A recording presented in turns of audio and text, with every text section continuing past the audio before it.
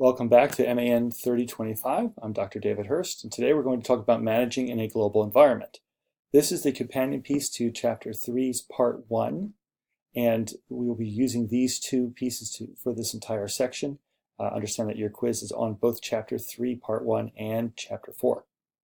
So we know that we have a global environment for business because it keeps changing. We keep seeing how other countries affect how we do business in the United States.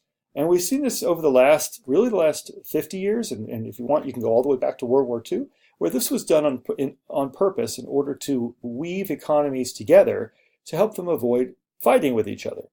That was a big reason for it anyway. So we've seen this through trade barriers falling, communication and technology in general increasing, so both for communication and for how we visit other countries. As a result of our increased chance to and expense in visiting and shipping things to other countries, we begin to see business opportunities, and as a result of that, we see significantly more business activity between nations. One of the things we see, of course, is between specific larger nations, lots of contacts via doing business, and that includes China, Brazil, and India. We used to call these three plus Russia the BRIC countries. Brazil, Russia, India, and China. However, due to sanctions, because of political issues between ourselves and Russia, that's now become really about China, India, and Brazil. So what do we see in these countries? Well, first of all, with China and India, you're looking at nearly a third of the entire world's population. So the sheer numbers say that so long as those countries continue to increase their business activity and therefore their gross domestic product and therefore their middle class is increasing, the more we need to be a part of that, the more American businesses want to be able to sell to those middle classes. So we see a growing service and manufacturing sectors in these countries where labor is significantly cheaper. We also see the growing middle class where we can sell back more high-end products and services to them. And of course, we also see how government regulations, in order to make sure that this process benefits individual countries, can seep into and distort this entire system. We see this in China in particular, which has a government that favors its own companies, particularly those that have government ties, compared to foreign companies. And we see a lot of foreign nationals who went to China in order to try to make their fortunes and set down roots, returning to their native lands, disappointed and disillusioned. India has been slower to grow. However, it also is increasing in size as it begins to modernize itself, in addition to having a growing middle class. Brazil finally saw its economy boom in the last decade, only to fall back to earth due to bad political corruption and scandal related to what's now infamously known as the Panama Papers. For a manager to do well in this new economy, this global economy that's been created over the last 50 years, they need to have a global mindset. They need to think globally, but also sell locally. That means you need to create a situation where you understand the local requirements, both from a political and legal and cultural perspective, but at the same time are able to leverage global realities to your advantage while you're creating products and services. A great example of that is VW, the largest, or if not the largest, then certainly one of the top two largest auto manufacturers in the world. Volkswagen had to think about how they were creating doors for their sedans because they realized that the doors are concave. And when you have concave doors, when you put them into container ships, the container itself is now up to 15% empty due to the fact that you can't stack the doors properly. So they started rethinking how they designed their cars simply to reduce the concavity of their doors so they could utilize more of the containers on the container ships. This is the kind of thinking that globally minded managers have to go through. All right, so what are some of the dimensions of a global mindset? You have the cognitive dimension, which I just gave an example about. That's how you think about the world. You have the psychological dimension. That's the idea that you yourself need to get beyond thinking just about the local customer. You need to think more globally, where your things are coming from, where they might be going next, how global forces might affect you. And lastly, you have a social dimension. That's culturally speaking, how the way you view the world and how you see things might be very different than how others see things. Why women in one particular country can be marketed to, or in another one that would not be a good customer to market to.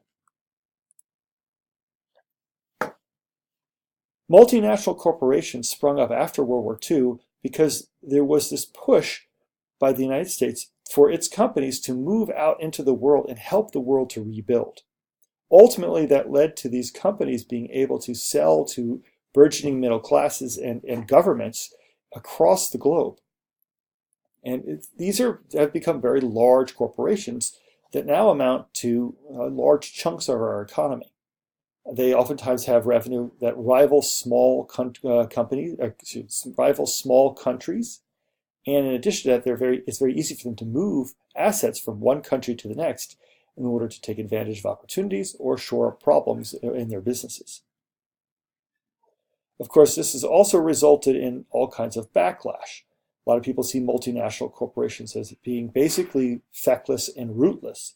In other words, they don't really have a connection back to any particular country, and therefore they don't really mind if they're harming a country in their actions so long as their profits continue to rise.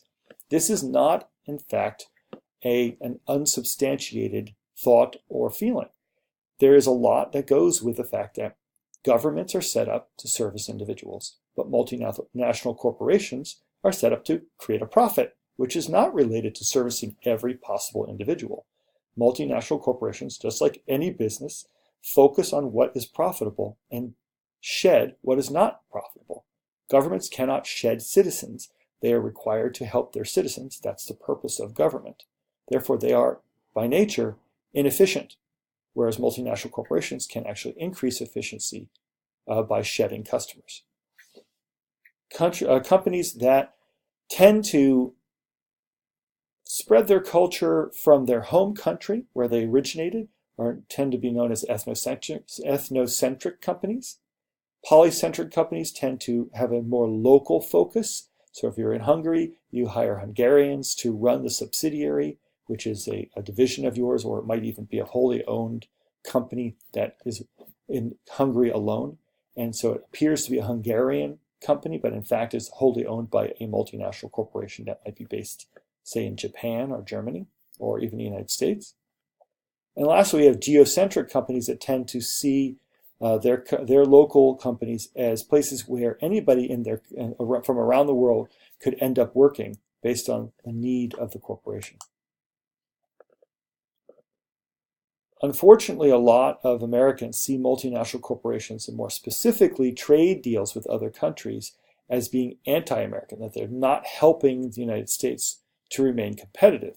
In fact, they're just helping other countries, and specifically multinational corporations' profits, to boom based on lower labor costs, much to the negative in the negative for citizens here in the United States. And there is some truth to that, particularly for lower skilled positions. Actually, there's quite a bit of truth to that, particularly for lower skilled positions. We see this as our manufacturing base has offshored to other countries, whereas our services base tends to remain within the United States, but those jobs pay less. Economists and business leaders say that the positives certainly outweigh the negatives as far as being globalized and being in a global situation is concerned and having deals with other countries.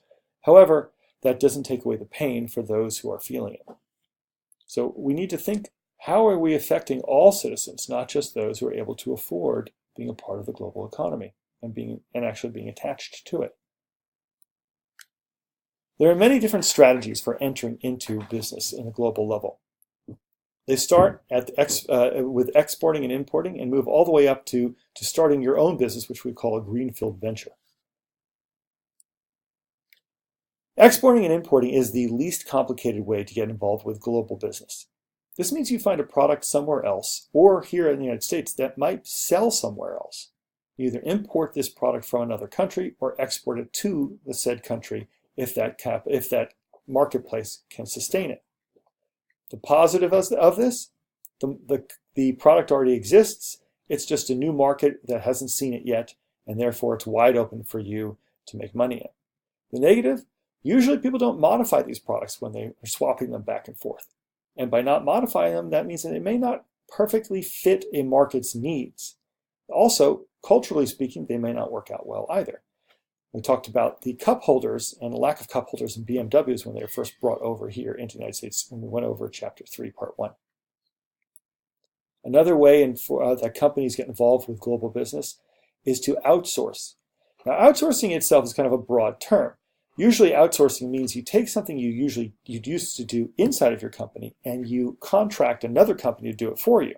A great example of this is when auto manufacturers started having their brake systems, and particularly brake pads, but brake systems as well, manufactured by other companies who could do it for less money.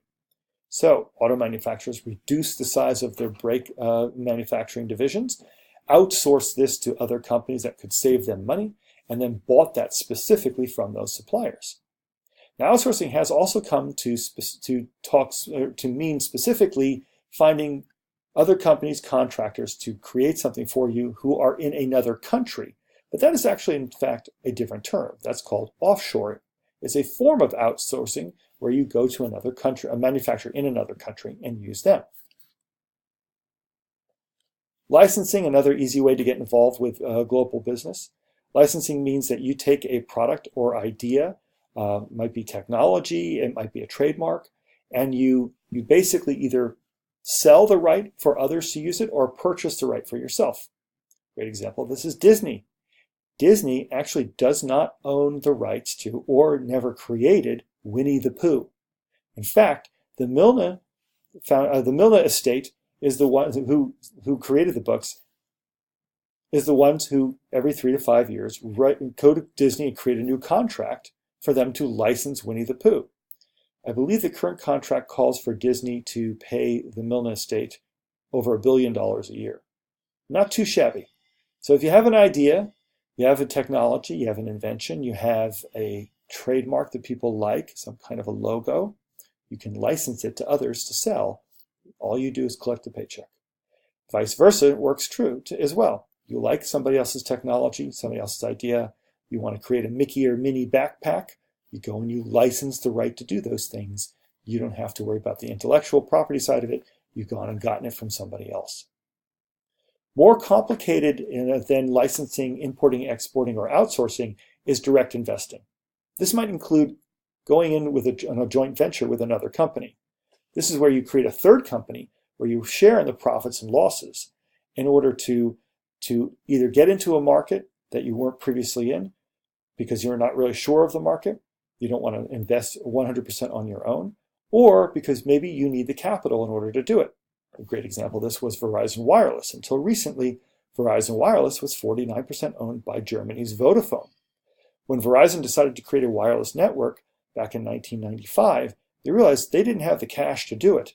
They would have to be able to do it piecemeal, and they might end up losing out to others who are raising capital to go across the entire United States. So they partnered with Germany's Vodafone in order to gain enough capital in order to cover the United States in wireless cellular coverage. Germany's Vodafone continued to get a dividend for that up until a few years ago when finally they sold out to Verizon Wireless. Other ways of direct investing might include creating your own business from the ground up, that's called a greenfield startup, or purchasing another business that's already in the market.